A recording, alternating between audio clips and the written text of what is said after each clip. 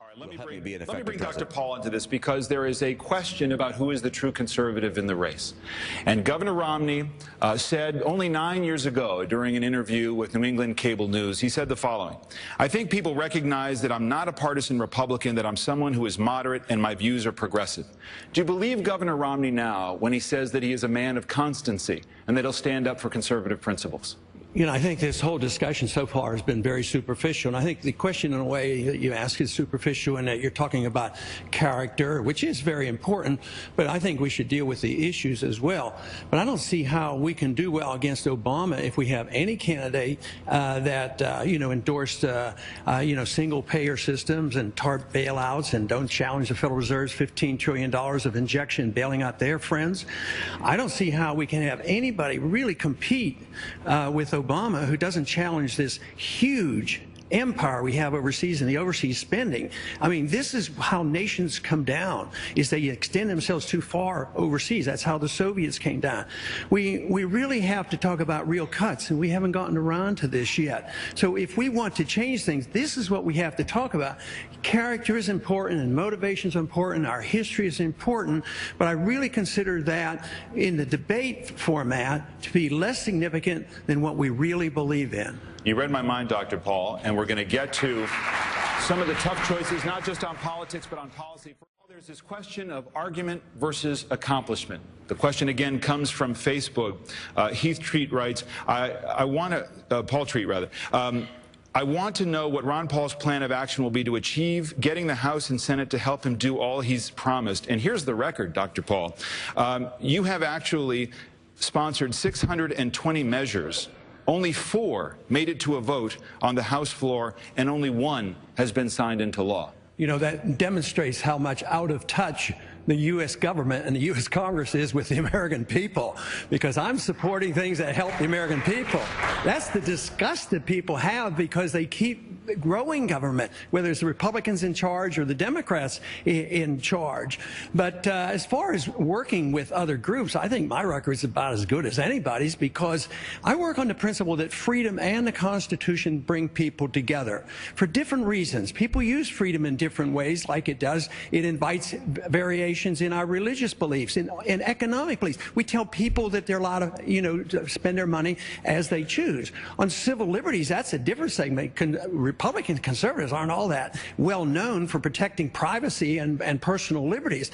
And when it comes to this spending overseas, I can work a coalition. Matter of fact, my $1 trillion proposal to cut spending doesn't immediately deal with Social Security. It's to try to work our way out of Social Security. I'm cutting $1 trillion by attacking overseas spending and going back to '06 budget. And I do not believe that you have to have pain. People who have gotten special privileges and bailouts from the government, they may get the pain, but the American people, if they get their freedom back and get no income tax, they don't suffer any pain. Senator Santorum, here's the reality. 2 previous presidents, President Bush talked about being a uniter and not a divider. President Obama talked about transforming Washington, and it hasn't worked. Washington is polarized, the country is polarized, and the American people are pretty sick of the fact that nothing gets done in Washington. Specifically, how do you change that? Well, let me first address Congressman Paul, because the serious issue with Congressman Paul here is, you're right, he's never really passed anything of any import. And one of the reasons people like Congressman Paul is his economic plan. He's never been able to accomplish any of that. He has no track record of being able to work together. He's been out there on the margins and has really been unsuccessful in working together with anybody to do anything.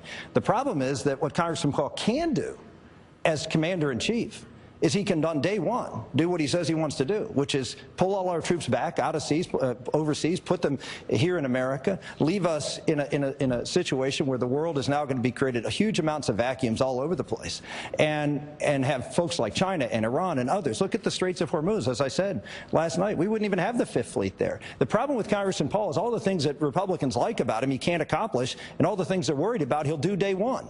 And that's the problem. And so what we need to do is have someone who has a plan and has experience to do all the things Republicans and conservatives would like to do. Let me get Dr. Paul to respond. And then I'd like my opportunity to come back and answer your question. It's not exactly a simple task to repeal approximately 100 years of us sliding away from our republic and still running a foreign policy of Woodrow Wilson, trying to make the world safe for democracy. And look, we have elections overseas and we don't even accept the elections. No, change in foreign policy is significant, but that's where a nation will come down if they keep doing this. We can't stay in 130 countries, get involved in nation building. We cannot have 900 bases overseas. We have to change policy. What about changing monetary policy? Yes, we do, but we've had that for 100 years, and right now we're winning that battle. The American people now agree. About 75% of the American people now say we ought to audit the Federal Reserve, find out what they're doing, and who are their friends that they're bailing out constantly. Senator Santorum, come back to this point. It's easy to say serve this country well, nor its consumers. Congressman Paul, how do you feel about subsidies in general for specific energy, and also, though, more specifically right now, more immediately, this low-income program, heating assistance program? Is this something that fits in under your view of what government does do or should not do?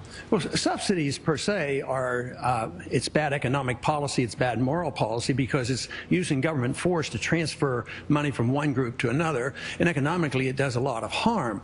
But when it comes to energy, we should, deregulate it like others talk about. But we need to talk, supply and demand. Everybody knows about supply and demand. They talk about oil, and if we had more alternative sources, that we always hope the prices will go down. But everybody forgets that there's 50% of a transaction is the monetary unit, and you don't deal. Very few people talk about the supply and demand of money. And when you create a lot of money, prices go up. So it goes up in the areas where government most gets involved. In education and medical care, housing, and in energy. So prices go up much faster than any other place. So if you subsidize somebody and you print money to do it, you compound the problem. It's good politics. Yeah, I'm going to subsidize you and take care of you, but it's bad economic policy, and it's not a good way to find any answers. Governor Romney, this is such an important topic because beyond the...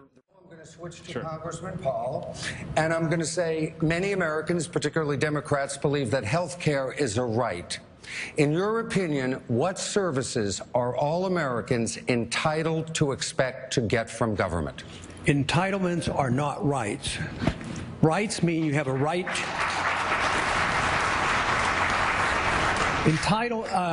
Rights mean you have a right to your life, and you have a right to your liberty, and you should have a right to keep the fruits of your labor. And this is quite a bit different. But earlier on, there was a little discussion here about gay rights.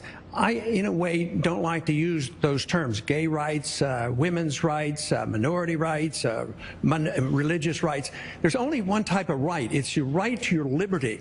And I think this causes divisiveness when we see people in groups, because for too long we punish groups. So the answer then was let's relieve them by giving them affirmative action. So I think both are wrong. If you think in terms of individuals and protect every single individual, no, they're not entitled.